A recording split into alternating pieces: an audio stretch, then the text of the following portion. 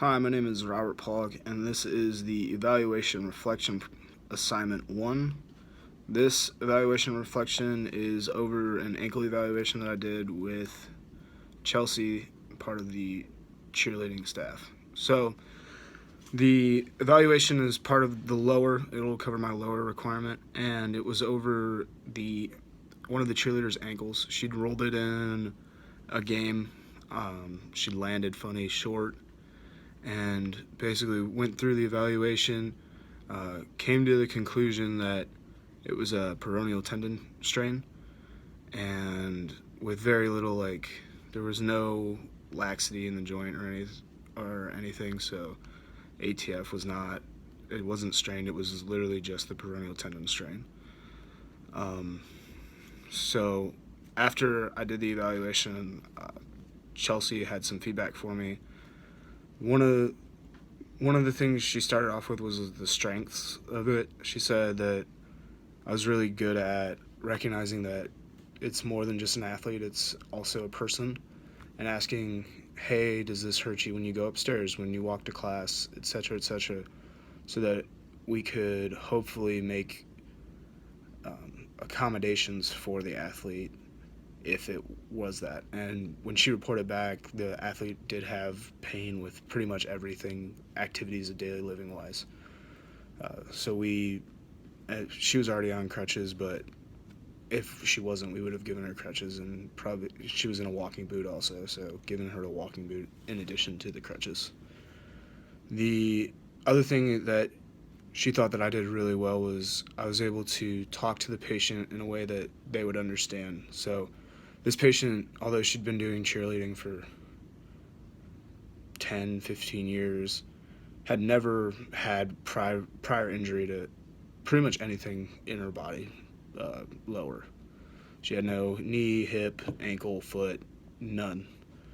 So this was her first injury, and she really didn't know what to expect, and she had a lot of questions about what happened, like how did it happen, and Chelsea thought that it was really good that I was able to explain how you could get a peroneal tendon strain and not twist your ankle, and why it was hurting with activity than with just rest, and why it hadn't swollen up like most people said it would. She thought that was really good that I was able to apply the knowledge that I had and tell her pretty much what I thought was going on. Another thing that she thought I did really well was I was able to make eye contact with the patient. So I was able to listen and get that patient connection, that your problem is important to me, and this is it hurts. It's hurting you right now, but at the same point, I want to do something to make it better, and I'm going to give you all my undivided attention as long as you're going to help me make it better.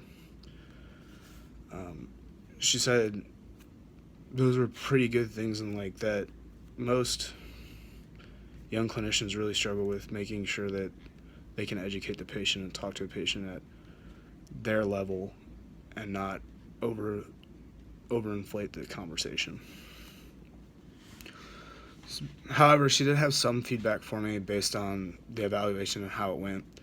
One of the things that she noticed was that I struggled. I was very tunnel vision with it. I thought it was, based on what she said, I was like, it had to have been ATF, rolled ankle sprain. Went to, pretty much did the range of motion. It was pretty unremarkable. There was, with inversion and dorsiflexion, it hurt, which would be typical of a sprain strain. However, when I did the anterior drawer and the talar tilt, yes, she was lax, but it was bilateral laxity. It was not remarkable on one side compared to the other, and it didn't elicit any more pain than what normally was. In fact, the thing that actually elicited pain in it was that I was bracing where the peroneal tendons were. So after, I went through and I thought it was sprain strain, so I went straight to the special test, and She said just slow down and go through the evaluation step by step. Go range of motion, manual muscle tests, special tests. Because, like she said, it was like this was not a straightforward case, and a lot of times the ankle is. But if it's not straightforward, you need to get as much information as you possibly can before making a diagnosis or even thinking about making a diagnosis. The other thing she had for me was that it was my first time working in a college setting. So one of the things she said that is different at college settings that you only work with one sport. So you need to specialize and know that patient population. When the cheerleader was talking to me, I was with volleyball and Emma loaned me out so that I could do the evaluation, but I have no experience with cheerleading whatsoever. So when she was describing things, I was like, can you talk to me in a different way because I don't know what you're talking about. And it was kind of difficult because I didn't really know like what to expect patient injury wise from a cheerleader compared to the volleyball. There's a big difference, but I didn't know what difference there is. So with that, in cheerleading they play the sport all the time, and in college they've been playing the sport for forever. So one of the things that she offered me was ask them how long they've been playing the sport if you think it's a chronic injury. If you think it's sport-specific overuse, like this injury probably was, you should ask like how long you've been doing this, and then with that you can look at their postural assessment and go, they're in this posture, they've been doing this for X amount of years, it's only a matter of time before this and this happens. Let's look at this if it's not specific and it's a chronic injury that just suddenly happened. So with her knowledge, with her feedback, I came up with a couple things that I'm going to do to fix my weaknesses for the next evaluation.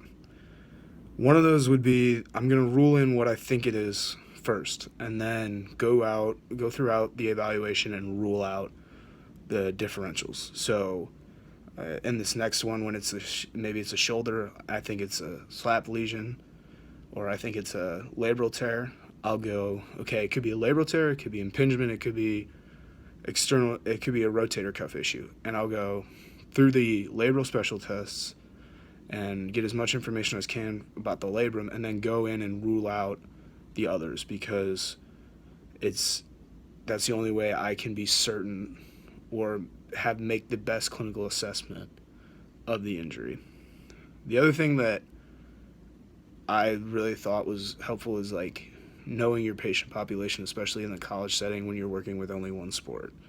So one of the things that I'm going to do working with volleyball is, or I have done working with volleyball, is look at, okay, what does a volleyball player do? What are some common injuries that you think could occur based on what they're doing 24/7, 7 days a week, all the time pretty much.